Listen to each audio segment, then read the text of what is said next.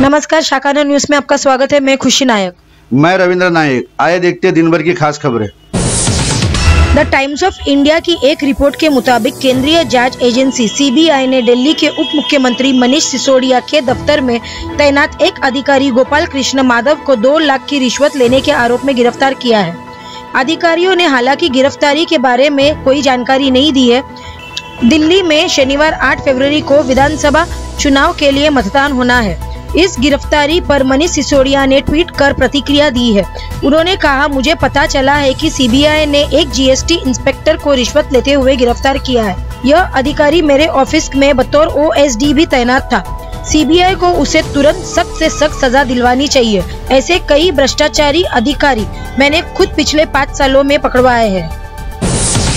एक रिपोर्ट के मुताबिक टैक्सी सेवा कंपनी उबेर की एक ड्राइवर ने फोन पर नागरिकता संशोधन कानून के खिलाफ बात कर रहे एक युवक को उसकी मंजिल की जगह थाने पहुंचा दिया। यह मामला मुंबई का है। जयपुर के 23 वर्षीय कवि बपीदित्य सरकार मुंबई में चल रहे काला घोड़ा उत्सव में शामिल होने गए थे। वह उबेर कार में यात्रा कर रहे थे। ड्राइवर ने फोन पर उनकी बातें सुनी और उन्हें देश के लिए खतरा मानते हुए सांताक्रूज थाने पहुंचा दिया। पुलिस ने ड्राइवर और सरकार दोनों की बातें सुनी और आगे कार्रवाई नहीं की। उत्तर प्रदेश के मेरठ में टोल प्लाजा कर्मचारियों ने ट्रैक्टर में गन्ने ले जा रहे एक किसान की पीट-पीटकर हत्या कर दी। सोहनवीर चौहान नाम के किसान ने टोल प्लाजा पर भीड़ होने के कारण फास्टैग लेन का इस्तेमाल कर लिया था। पुलिस ने हत्या का मुकदमा दर्ज कर लिया है। रिपोर्ट के मुताबिक यह घटना 3 फरवरी की है। परिजनों का आरोप है कि टोल प्लाजा कर्मचारियों के अलावा वहां तैनात बाउंसरों ने भी सोहनवीर को बुरी तरह पीटा था।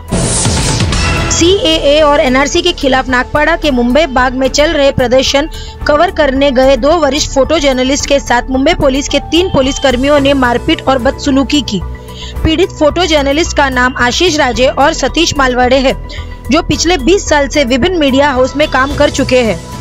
अखबार मुंबई मिरर के कार्यकर्ता सतीश मालवाड़े ने बताया कि गुरुवार को वह राजे के साथ मुंबई बाग प्रदर्शन कवर करने गए थे। दोपहर करीब 3:30 बजे राजे और वह चाय पीने प्रदर्शन स्थल से बाहर गए। 10 मिनट बाद जब वापस आए तो बैरिकेड्स के पास 3 पुलिस कर्मियों ने उन्हें अंदर जाने से रोक दिया। हाथ में कैमरा और प्रेस आईडी कार्ड देखने के बाद भी पुलिस कर्मियों बदतमीजी करने लगे और राजे पर लाठी से हमला कर दिया। गंभीर रूप से जख्मी राजे को जेजे अस्पताल में पत्रकार लता मिश्रा ने भर्ती कराया। डॉक्टरों ने राजे की गंभीर चोट लगने की पुष्टि की है।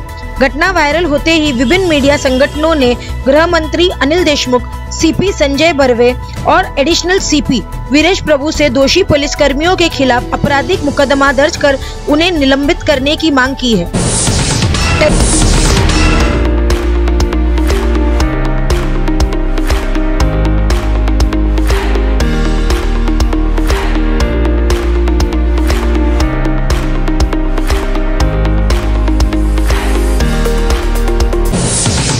पुणे सत्र न्यायालय ने भीमा कोरेगांव मामले को एनआईए को हस्तांतरित करने के मामले पर 14 फरवरी तक आदेश सुरक्षित रख लिया है।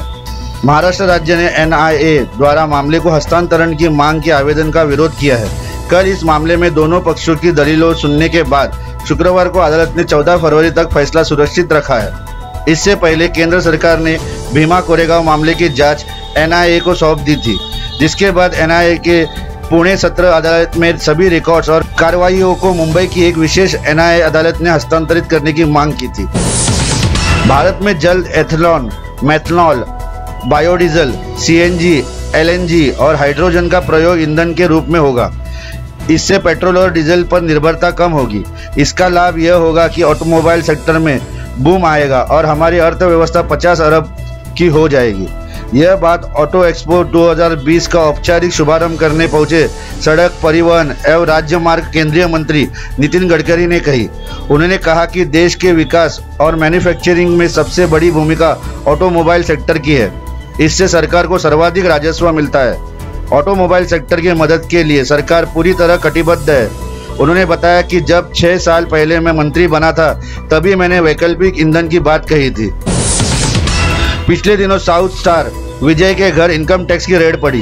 इन पर टैक्स चोरी के आरोप लगे थे। खबर थी कि विजय की इस फिल्म बिजिल के फाइनेंसर के पास से 65 करोड़ रुपए जब्त किए गए। इसमें से 50 करोड़ रुपए चेन्नई से और 15 करोड़ रुपए मदुरै से जब्त किए गए।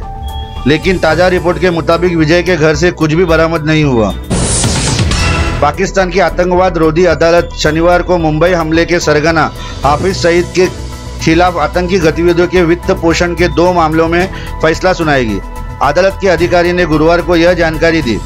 सुनवाई के बाद लाहौर की आतंकवाद रोधी अदालत के अधिकारी ने बताया कि न्यायाधीश अरशद हुसैन भट्टा ने जमात उद दावा प्रमुख हाफिज सईद के खिलाफ आतंकी गतिविधियों के लिए धन मुहैया कराने के 2 मामले में गुरुवार को फैसला सुरक्षित रख लिया है। मैं हूं बलराज और शाखा 9 न्यूज़ चैनल को आप लोग सब्सक्राइब भी कीजिए और लाइक भी कीजिए।